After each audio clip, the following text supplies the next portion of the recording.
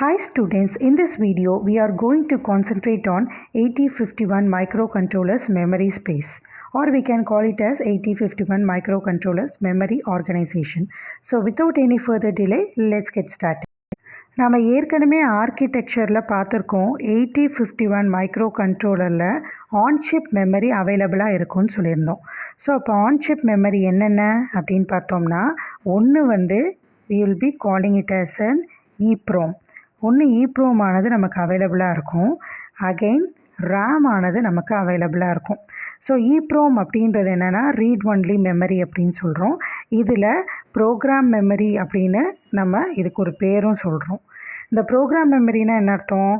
இதில் ப்ரோக்ராம்னுடைய கோடிங் ஆனது சேவ் ஆகிருக்கும் ஆர் ஸ்டோர் ஆகிருக்கும்.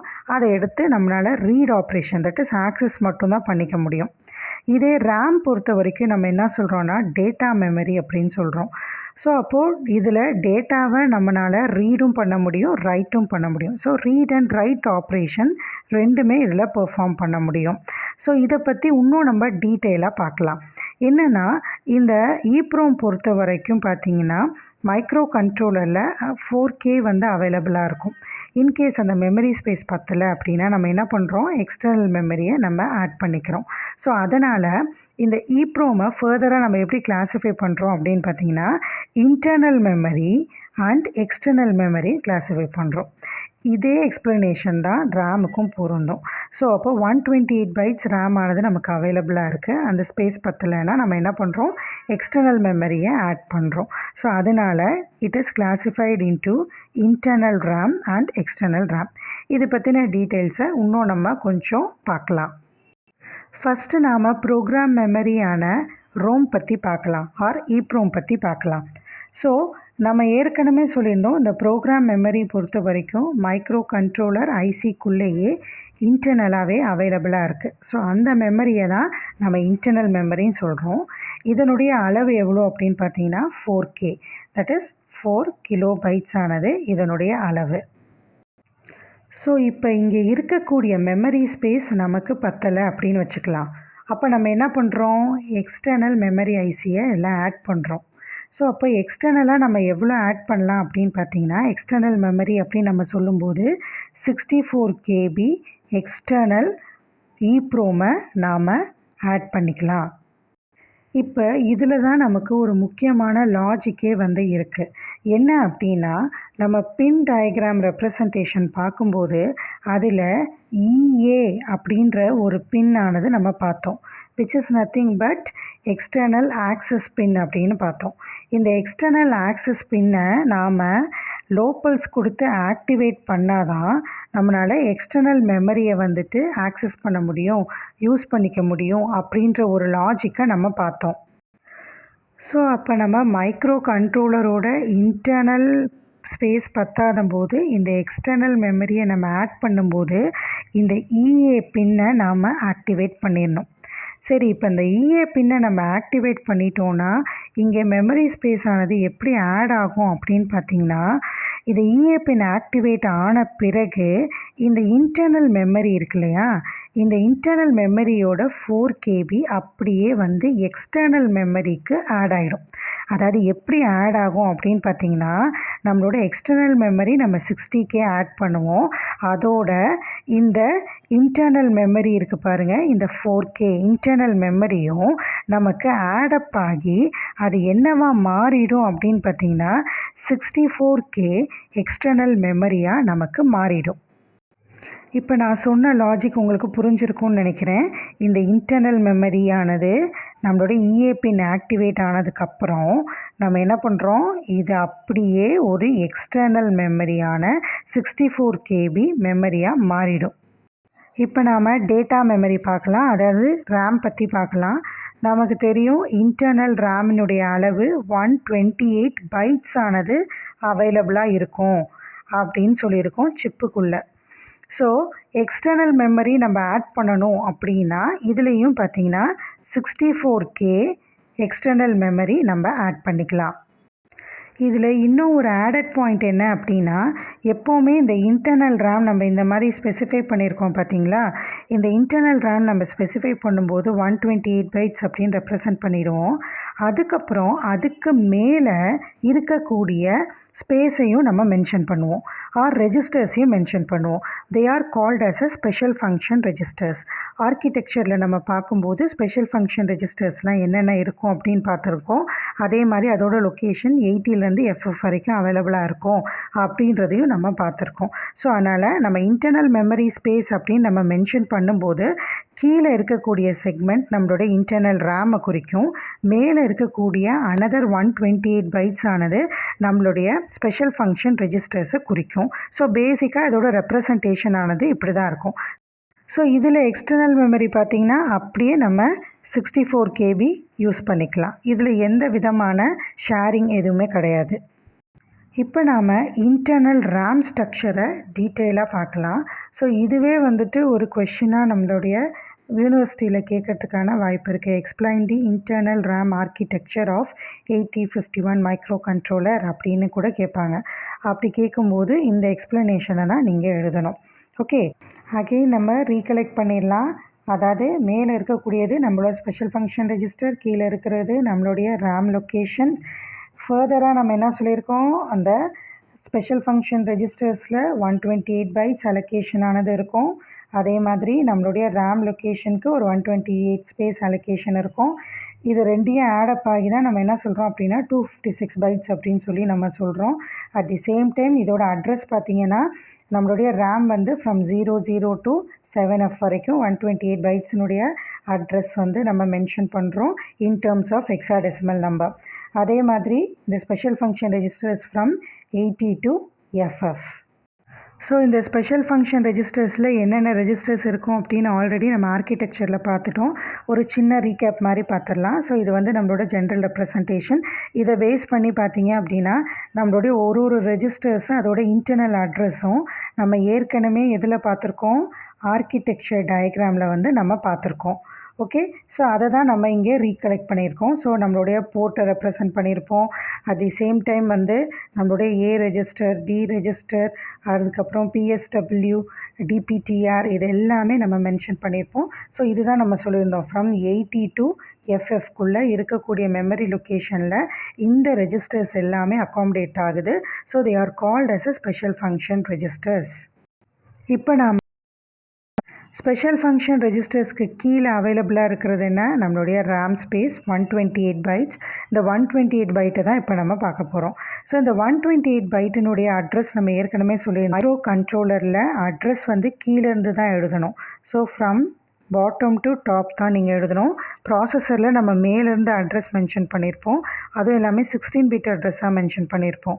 ஸோ இங்கே மைக்ரோ கண்ட்ரோலரில் இன்டர்னல் ரேமை நம்ம ரெப்ரசன்ட் பண்ணுறதுக்கு 8-bit அட்ரஸ் தான் நம்ம யூஸ் பண்ணுவோம். இது ரொம்ப ரொம்ப இம்பார்ட்டண்ட். இதை நல்லா நீங்கள் ஞாபகம் வச்சுக்கோங்க. ஸோ அப்படி பார்த்தோன்னா நம்மளுடைய ரேம் லொக்கேஷன் என்ன, 128 bytes. இப்போ 128 bytesனால் 00லேருந்து அப் டு 7F வரைக்கும் தான் இதனுடைய அளவு. ஸோ இதை எப்படி வந்து நம்ம சப்டிவைட் பண்ணியிருக்கோம் அப்படின்னு பார்த்தீங்கன்னா 3 ஏரியாஸாக இதை நம்ம சப்டிவைட் பண்ணுறோம்.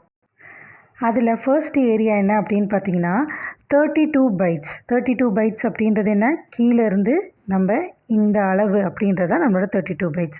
ஸோ 32 bytesன்றது என்ன, ஃப்ரம் 00லேருந்து 1F வரைக்கும் ஹெக்ஸாடெசிமல் நம்பரில் சொன்னோம்னா இந்த ஏரியாவை நம்ம என்ன சொல்கிறோம் அப்படின்னு பார்த்தீங்கன்னா ரெஜிஸ்டர் பேங்க் ஏரியான்னு சொல்கிறோம்.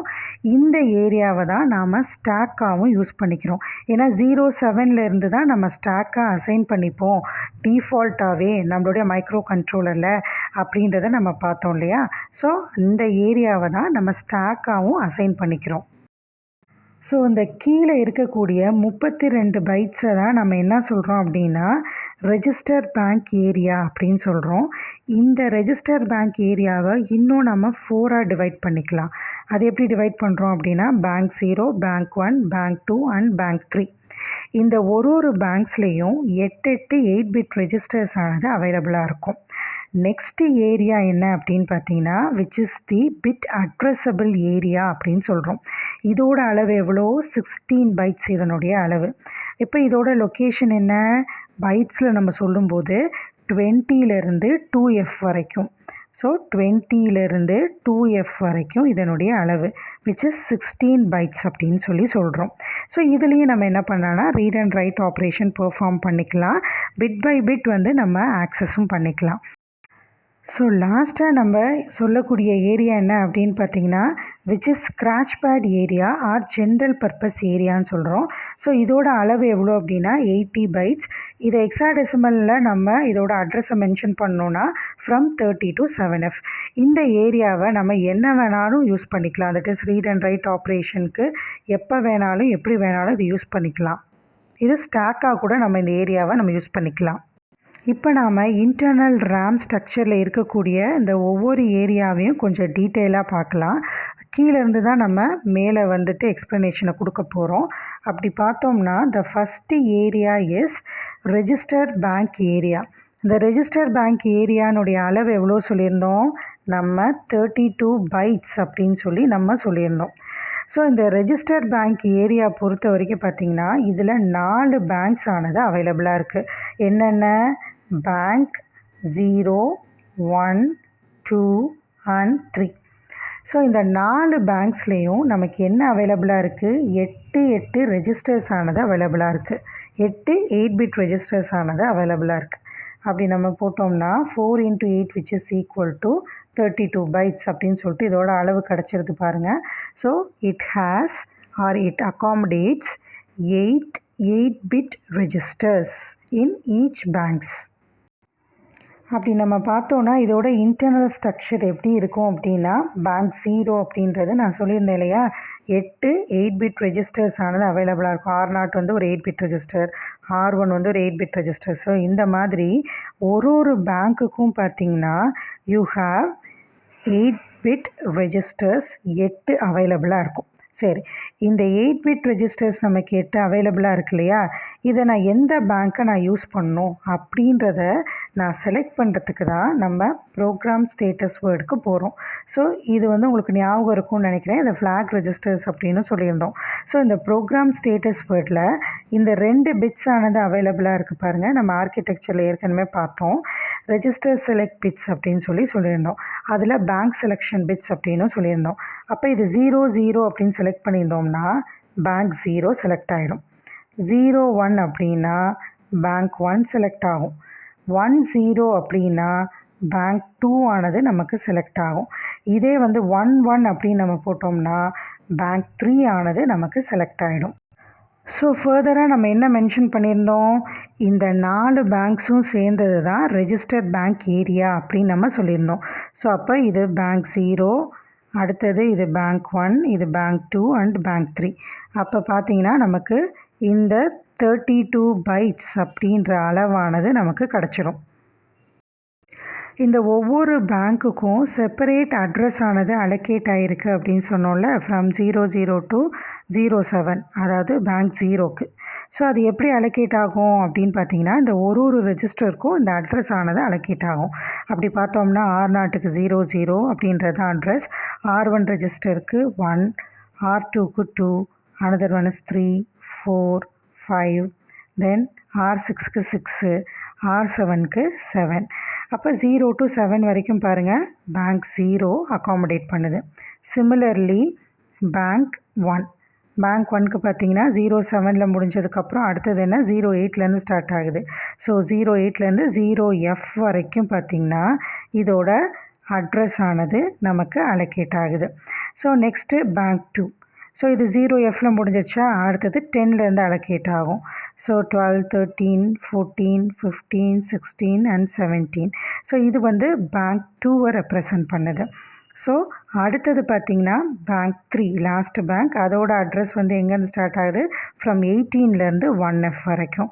ஸோ அப்போ இது டோட்டலாக வந்து பார்த்திங்கன்னா which represents the 32 byte memory location.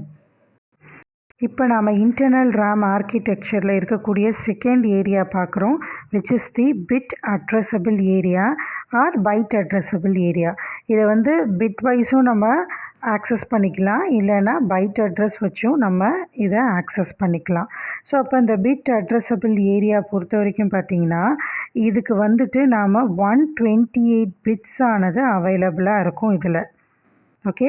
So அப்போ நம்ம என்ன பண்ணலாம், பிட் பை பிட்டாக இந்த ஒரு ஏரியாவில் இருந்தும் நீங்கள் எதை வேணாலும் ஆக்சஸ் பண்ணிக்கலாம்.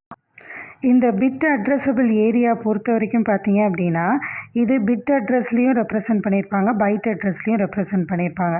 இங்கே ரெப்ரசன்ட் பண்ணியிருக்கிறது எல்லாமே வந்து பார்த்தீங்கன்னா பைட் அட்ரஸ் தான்.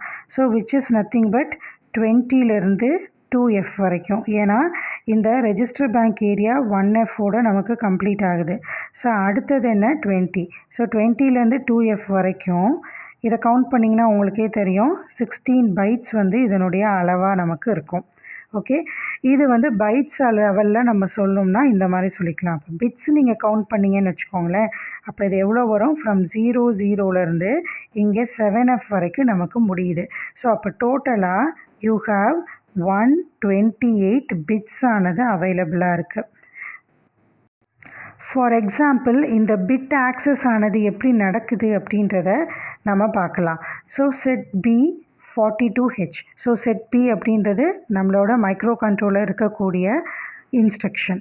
ஸோ அப்போ செட் பி 42H அப்படின்னு நம்ம சொல்லிட்டோம்னா இதுதான் நம்மளுடைய பிட் அட்ரஸபிள் ஏரியா. இந்த பிட் அட்ரஸபிள் ஏரியாவில் 42H அப்படின்றது எங்கே அவைலபிளாக இருக்குது அப்படின்னு பாருங்கள். நான் ஏற்கனவே மார்க் பண்ணியிருக்கேன். ஸோ 42H அப்படின்றது இங்கே அவைலபிளாக இருக்குது. அப்போ இந்த பிட்டை மட்டும் நீங்கள் என்ன பண்ணுறீங்க, செட் கண்டிஷனுக்கு கொண்டு வந்துடுறீங்க. இதே நீங்கள் கிளியர் 42H அப்படின்னு நீங்கள் கொடுத்துருந்தீங்கன்னா இதே பிட்டானது நமக்கு 0 அப்படின்னு சொல்லிட்டு கிளியர் ஆகிடும்.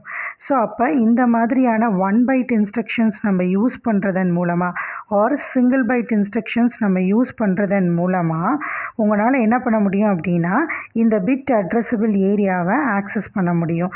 ஸோ நமக்கு 1 பைட் இன்ஸ்ட்ரக்ஷன்ஸ்லாம் என்னென்ன அப்படின்றது தெரியும் இல்லையா, set B, clear, complement instruction, இந்த மாதிரி இன்ஸ்ட்ரக்ஷன் நம்ம யூஸ் பண்ணுறதன் மூலமாக you can access the bits separately.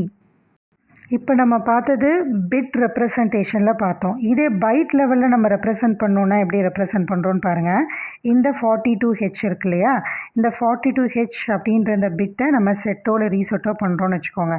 இது எப்படி குறிக்குது நமக்கு, இது வந்து இதனுடைய லொக்கேஷன் என்ன பாருங்கள், பைட் லெவலில் 28H, அதான் ரேம் லொக்கேஷன் 28H அப்படின்னு சொல்லியிருக்கோம்.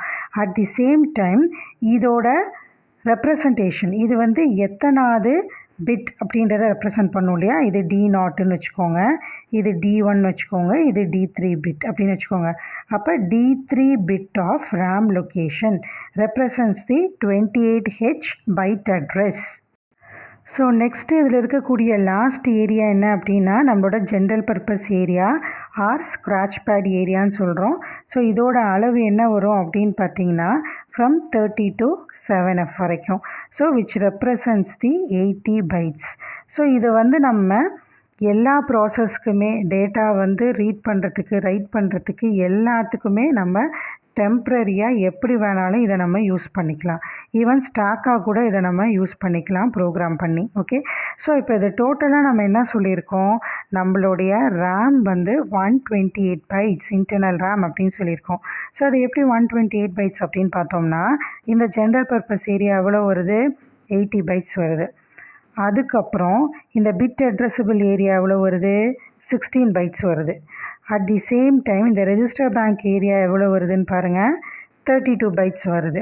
இதை எல்லாத்தையும் நீங்கள் ஆட் பண்ணுங்கள், யூ கெட் 128 பைட்ஸ். இதுதான் நம்மளுடைய இன்டர்னல் ரேமினுடைய கெப்பாசிட்டி. ஸோ இது வரைக்கும் நாம் இன்டர்னல் ரேம், இன்டர்னல் ரோம் பற்றி பார்த்தோம். இப்போ நாம் ஒரு எக்ஸ்டர்னல் மெமரியை ஆக்சஸ் பண்ணணும், நம்மளோட மைக்ரோ கண்ட்ரோலரோட இன்டர்ஃபேஸ் பண்ணணும் அப்படின்னா அந்த ஆக்சஸ் எப்படி பண்ணுறது அப்படின்ற டீட்டெயில் தான் இப்போ பார்க்க போகிறோம். ஸோ இப்போ நம்ம பார்க்க போகிறது எக்ஸ்டர்னல் மெமரி இன்டர்ஃபேஸிங் அப்படின்னு கூட சொல்லிக்கலாம். அதில் ஃபஸ்ட்டு நம்ம பார்க்குறது கோடட் மெமரி. கோடட் மெமரி அப்படின்னா அர்த்தம் EEPROM பற்றி தான் நம்ம பார்க்க போகிறோம்.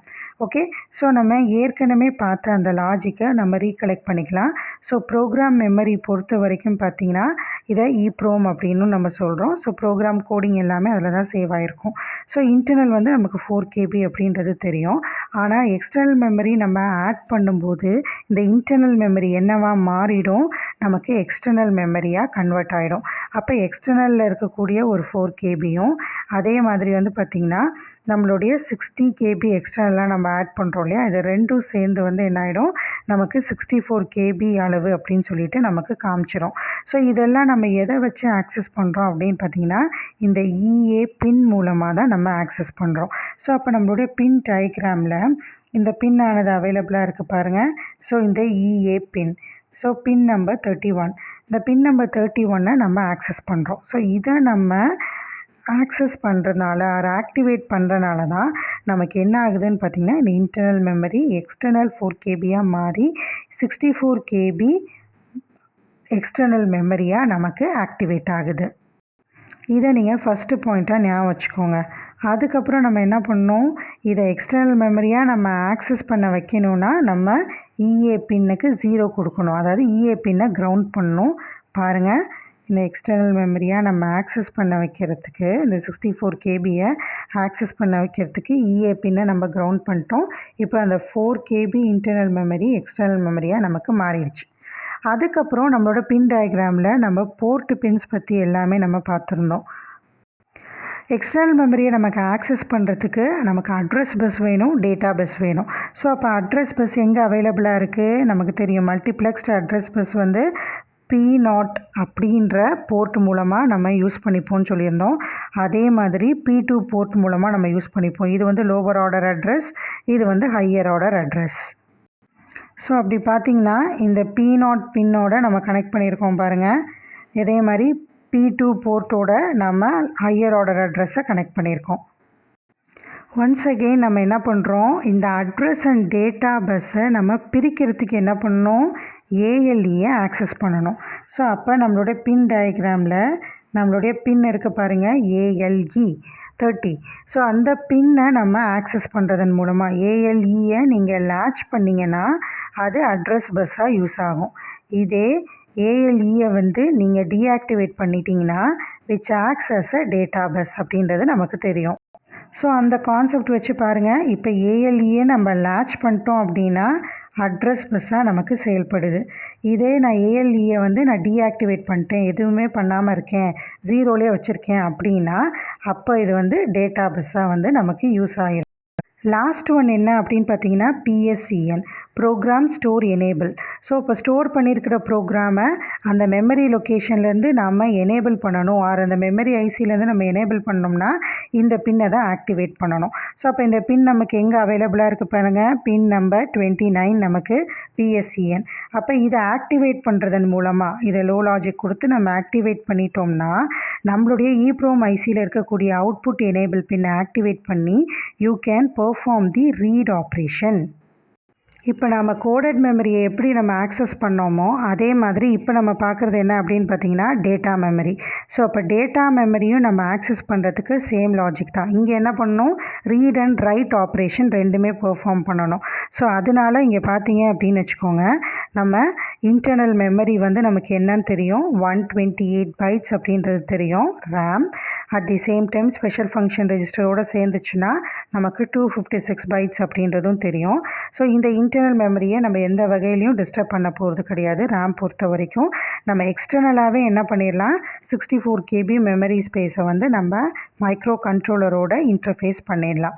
ஸோ நம்ம மைக்ரோ கண்ட்ரோலரில் இன்டர்ஃபேஸ் பண்ணுறதுக்கு EEPROMல என்னென்ன கான்செப்ட் பார்த்தோமோ சேம் திங் தான், ஆனால் கொஞ்சம் நமக்கு டிஃப்ரென்ஸ் ஆனது இருக்கும். ஸோ EEPROMல நம்ம பார்த்த மாதிரி அதே தான். நான் டேட்டாவை வந்து ஆக்சஸ் பண்ணணும், டேட்டா பஸ்ஸாக யூஸ் பண்ணணும் அப்படின்னா நம்ம என்ன பண்ணணும், ஏஎல்இயை ஆக்டிவேட் பண்ணிடணும். ஏஎல்இயை ஆக்டிவேட் பண்ணிவிட்டு போர்ட் 0 வந்துட்டு அட்ரஸ் பஸ்ஸாவோ இல்லை டேட்டா பஸ்ஸாவோ நம்ம என்ன பண்ணிக்கலாம், அசைன் பண்ணிக்கலாம். ஸோ இது நம்ம ஆல்ரெடி EEPROMக்கு என்ன பார்த்தோமோ அதே தான். அட் தி சேம் டைம் EEPROMல நம்ம இன்னொரு விஷயம் என்ன சொல்லியிருந்தோம் அப்படின்னா, இந்த இஏ பின்னை வந்துட்டு நாம் கிரவுண்ட் பண்ணிடணும் அப்படின்னு சொல்லியிருந்தோம். அப்போ தான் வந்து அது எக்ஸ்டர்னல் கோடட் மெமரியை ஆக்சஸ் பண்ணணும்னு சொல்லியிருந்தோம். பட் இங்கே இஏ பின்னை நம்ம ஒன் லாஜிக்கில் வச்சு அப்படியே மெயின்டைன் பண்ணிட வேண்டியதான். இந்த எந்த டிஸ்டர்பன்ஸும் நம்ம பண்ண போகிறதில்ல. ஸோ அதனால் அப்படி நம்ம மெயின்டைன் பண்ணிட்டோனாலே இது வந்து என்னவா ஒர்க் ஆகும் அப்படின்னு பார்த்திங்கன்னா நம்மளுடைய எக்ஸ்டர்னல் ரேமை ஆக்சஸ் பண்ணுறதுக்கு ஒர்க் ஆகிடும். At the same time ALE தான் நம்ம சொல்லியாச்சு. ஸோ டேட்டா வந்து பஸ்ஸாக நான் யூஸ் பண்ணணுமா இல்லை அட்ரஸ் பஸ்ஸாக யூஸ் பண்ணணுமா, போர்ட் 01ன்றதை டிசைட் பண்ணிடும். Next port 2. ஸோ போர்ட் 2 மூலமாக நான் ஹையர் ஆர்டர் அட்ரஸ் பஸ்ஸை நான் ஆக்டிவேட் பண்ணிடுவேன். அட் தி சேம் டைம் இங்கே ரேம் அப்படின்றனால read and right operation perform பண்ணணும். ஸோ அப்போ நமக்கு இங்கே ரீட் அண்ட் ரைட் பின்னானது அவைலபிளாக இருக்குது பாருங்கள் நம்மளுடைய மைக்ரோ கண்ட்ரோலரில். ஸோ அதை வந்துட்டு நம்ம என்ன பண்ணுறோம் அப்படின்னா, எக்ஸ்டர்னல் ரேமோட ரீட் அண்ட் ரைட் பின்னோட நம்ம வந்து என்ன பண்ணிடுறோம், இதை இன்டர்ஃபேஸ் பண்ணிடுறோம். அட் தி சேம் டைம் வந்து பார்த்திங்கன்னா பிஎஸ்சிஎன் வந்துட்டு நம்ம ப்ரோக்ராம் ஸ்டோர் எனேபிள். இது வந்து நம்மளோட ரோம்க்கு தான் நம்ம யூஸ் பண்ணுவோம், இங்கே ரேம்க்கு நம்ம யூஸ் பண்ண மாட்டோம். ஸோ அதனால் அதை நம்ம நெக்லெக்ட் பண்ணிடலாம். அட் தி சேம் டைம் இன்னொரு இம்பார்ட்டண்ட் விஷயம் என்ன அப்படின்னா, நீங்கள் ரேம் ஐசி யூஸ் பண்ணுறதா இருந்தாலும் சரி, ரோம் ஐசி எக்ஸ்டர்னலாக யூஸ் பண்ணுறதா இருந்தாலும் சரி, அதில் சிப் செலக்ட் அப்படின்ற ஒரு பின் இருக்கும். அதை கண்டிப்பாக நம்ம கிரவுண்ட் பண்ணணும். கிரவுண்ட் பண்ணால் தான் அந்த எக்ஸ்டர்னல் ரேமையோ இல்லைன்னா எக்ஸ்டர்னல் ரோமையோ அதை அந்த ஆக்சஸ் பண்ணோம். Okay students, if you have any queries regarding this topic, leave in the comment section. Thank you.